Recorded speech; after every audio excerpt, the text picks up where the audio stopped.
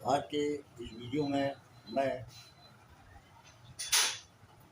नई शिक्षा नीति और परंपरागत खेल का क्या संबंध है, या नई शिक्षा नीति में किन किन खेलों को हमारी भारत सरकार ने जोड़ा है, इसके बारे में मैं आपको बताना चाहूँगा।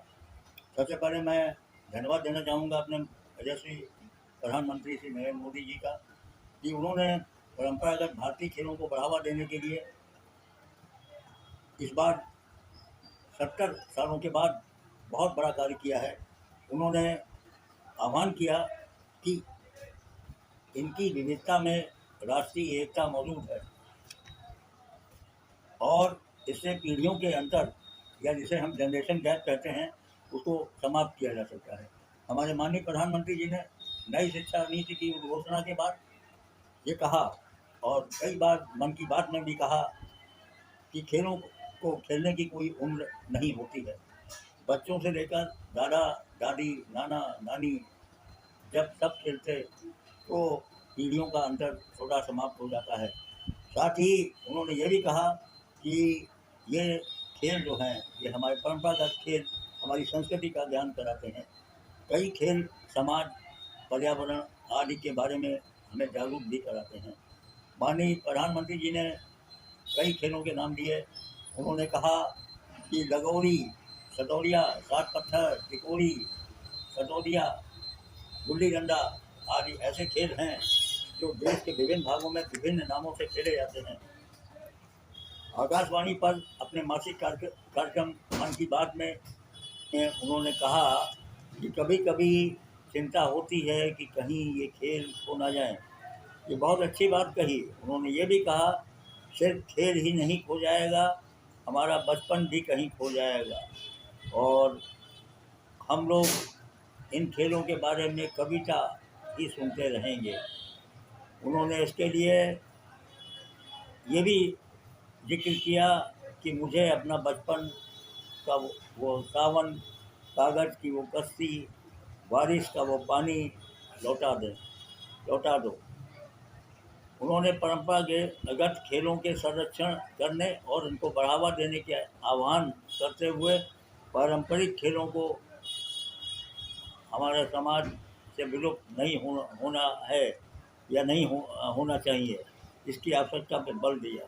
उन्होंने स्कूल, मोहल्ले, युवा मंडल इसके लिए आगे आए और इन खेलों को बढ़ावा दें। उन्होंने ये भी अपील की जनता से कि पारंपरिक खेलों का एक बड़ा संग्रहालय बनाने की आज आवश्यकता है।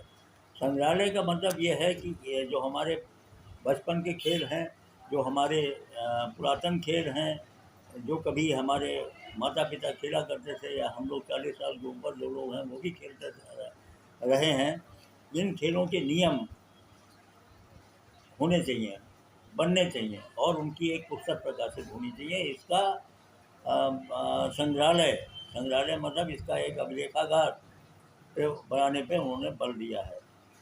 उन्होंने सबसे बड़ी बात तो इस बात का बहुत मैं उनका आभारी हूँ कि नई शिक्षा नीति के तहत स्कूलों से उच्च शिक्षा स्तर तक परंपरागत व आधुनिक शिक्षा प्रणाली के बीच उपयुक्त तालमेल की अद्भुत संगति उन्होंने करके हमारी नई शिक्षा नीति बनाई है।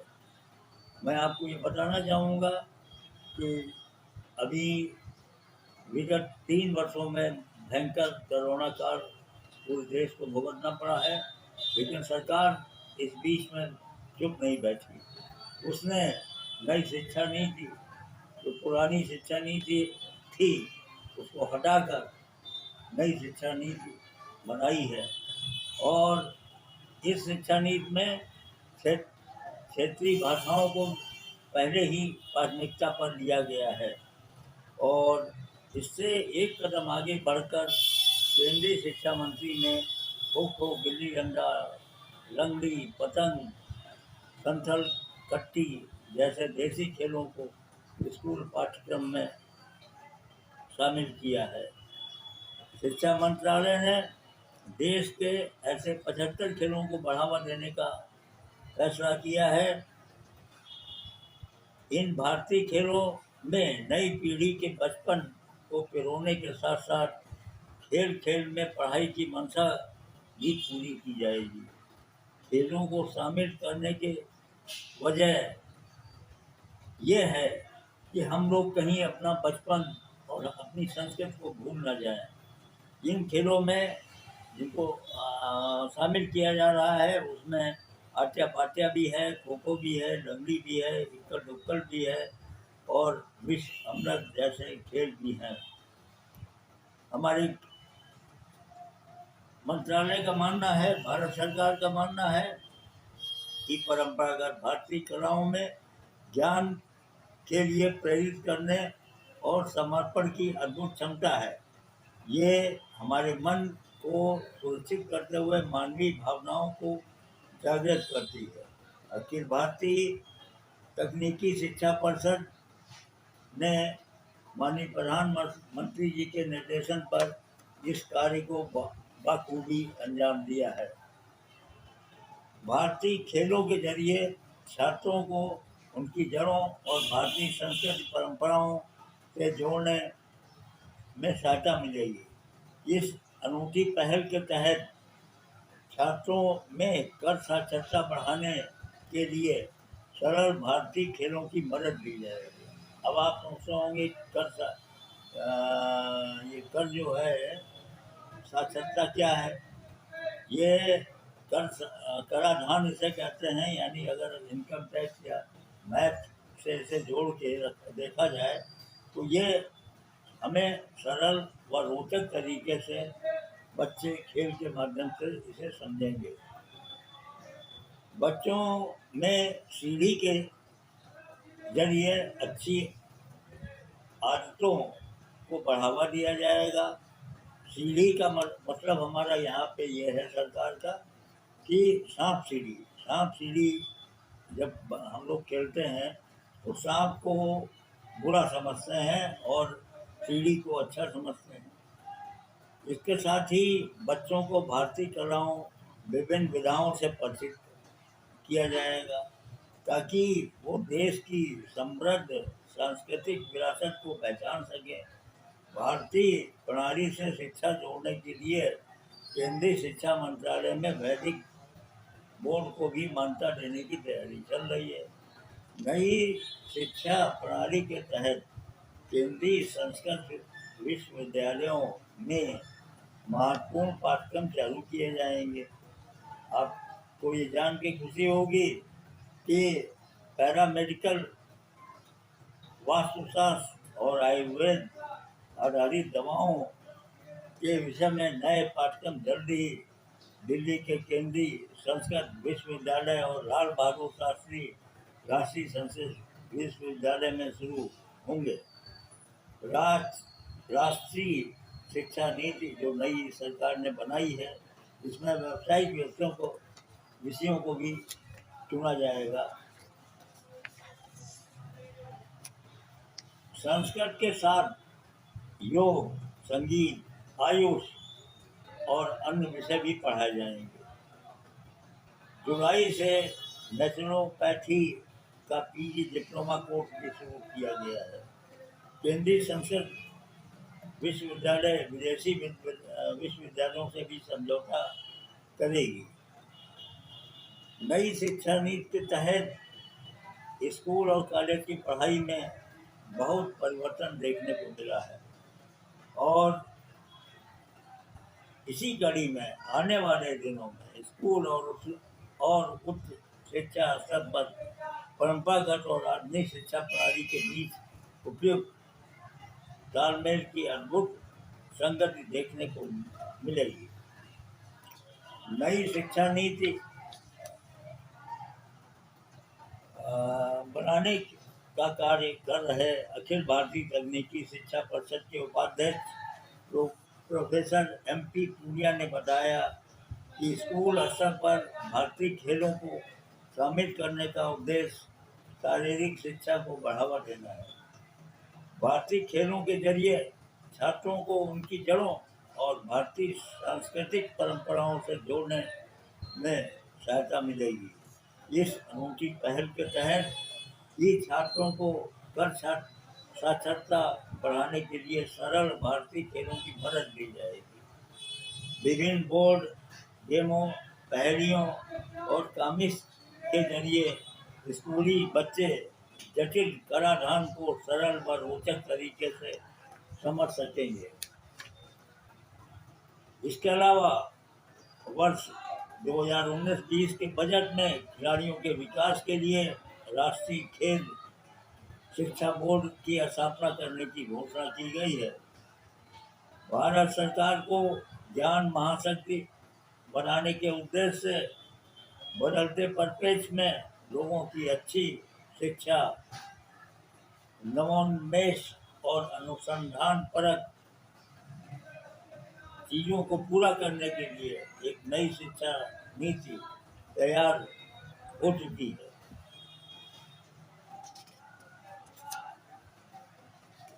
अगर हम शॉर्ट में कहें तो स्कूली पढ़ाई के दौरान बच्चे अपने टीचरों के साथ देसी खेल, भारतीय खेल तो खेलेंगे ही, साथ में उनको भारतीय पुरातन खेलों के माध्यम से भारतीय संस्कृति के बारे में भी जानकारी मिलेगी। ये बहुत बड़ा कदम है। आज तक किसी ने इस ओर सोचा नहीं है और ये पहली सरकार है जिसने इतना बड़ा कदम उठाया है। मैं भारत सरकार और भारत के प्रधानमंत्री श्री नरेंद्र मोदी को बहुत बहुत धन्यवाद और बधाई देना चाहूँगा। पारंपरिक खेल भारतीय खेल के उस दौर का हिस्सा है जब लोग वीडियो गेम नहीं खेलते थे। आज वीडियो गेम में हम सभी पारंपरिक भारतीय खेलों को लगभग भूल चुके हैं। वो समय जब स्कूल आने के बाद और खेलने के लिए हम अपने पड़ोस में दौड़ने या पड़ोसी दोस्त के पास मिलने जाने के लिए आतुर रहते थे। आज सब बच्चे कमरे में बंद हैं, मोबाइल देखते हैं और कंप्यूटर गेम खेलने के अलावा या कंप्यूटर या मोबाइल देखने के अलावा उनके पास कोई खेल बचा ही नहीं है। पारंपरिक खेल के बारे में मैं कुछ फ़ायदा भी बताना चाहता हूँ। पारंपरिक खेल, भारतीय खेल खेल कर एक बच्चा कम से कम अपने सीमित संसाधनों में आनंद का और खेल का और अपनी संस्कृति का बोध कर सकता है। पारंपरिक खेल मानसिक शक्ति को हम बढ़ाते हैं, समस्या समाधान और दृष्टिकोण बच्चों का सुदृढ़ होता है, बच्चे को सामाजिक रूप से बातचीत करना सिखाता है। पारंपरिक खेल हाथ आँख के समन्वय, सामंजस्य, कोऑर्डिनेशन में सुधार करता है, बच्चों को डिसिप्लिन बनाता है, जीतने की भावना पैदा करता है। पारंपरिक खेल भारतीय खेल खेल कर बच्चे हमारी संस्कृति के बारे में जानने के लिए आतुर रहते हैं और ये खेल बच्चों को खुश और सकारात्मक बनाता है। साथ में ये सभी खेल को हम प्राकृतिक खेल भी कह सकते हैं और एक हमारा नारा है या भारत सरकार की जो मुहिम है कि बच्चे भी खेलें और उनके मम्मी पापा भी साथ में खेलें और खेलो शान से, खेलो इंडिया, बढ़े इंडिया, ये जो भारत सरकार की मुहिम है इसमें काफ़ी प्रगति हमें देखने की मिलेगी। अभी शिक्षा नीति आई है और शिक्षा नीति बहुत अच्छी है। उसी की बात है सभी हमारे खेल संगठनों के लिए, सभी स्वदेशी पारंपरिक खेल संगठनों के लिए कि पारंपरिक खेलों के कम से कम 70 गेम हमारे भारत सरकार ने शामिल किया है। ये आजकल हम लोग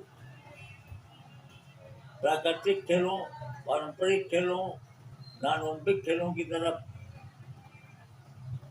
जानते ही नहीं है, बच्चे जानते ही नहीं है। वो केवल क्रिकेट, ओलंपिक और राष्ट्रमंडल खेलों में जो खेल 30-25 शामिल हैं उन्हीं को जानते हैं। इन खेलों के माध्यम से हमें आँख मिचौली, हमें गिल्ली डंडा, लंगड़ी चांद, डांसिंग स्टेप, मारम पिट्टी खेल और स्टाफ खेल, ऐसे खेल, चोर सिपाही, ऐसे खेलों को भी, लेमन दौड़, घोड़ा दौड़, इन खेलों को बच्चे जानेंगे।